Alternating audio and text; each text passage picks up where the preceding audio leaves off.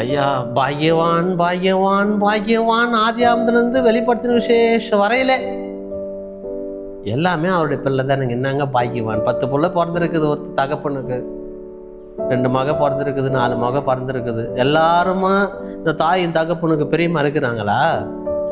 விசேஷமா சொல்லுவாங்கல்ல, இல்லைங்க இந்த மக என்ன வாரத்தில் 2 நாள் வந்து பார்த்துடுவா, எங்கே இருந்தாலும் என் தேவைகள்லாம் சந்திச்சிடும். உயிர் தான், உடல் தான் அங்கே இருக்கும், உடலில் உயிரெல்லாம் எங்கள் மீது தான் அந்த பிள்ளைக்கு இருக்கும். அல்லேலூயா, அல்லேலூயா. இங்க சொல்ற போறான், என் வாசற்படியில் அவருடைய ஆலயத்துல, அவருடைய ஜெப இடத்துல, அவர் வாசம் செய்கிற இடத்துல நித்தமும் வீழ்த்திருந்து சாப்பிட்டு சாப்பிட்டு தூங்கிக்கின்னு ஏதோ கட்டு கதைகளும் குடும்ப கதைகளும் வம்ச கதைகளும் பேசுகிறவர்கள் எல்லாம் பாக்கியவான்கள். அல்லேலூயா, அல்லேலூயா. அவருடைய சந்நிதியில வீழ்த்திருந்து நித்தமும் அவர் வாசப்படியில் இருக்கிற என்ன பண்ணுவோம்?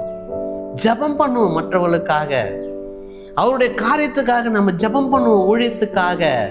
அவர் அதுதான் நம்ம மீது பிரியப்படுகிறார். நீ என் ஊழியக்காரனா மாறுவாயா? அப்போஸ்தலனா மாறுவியா?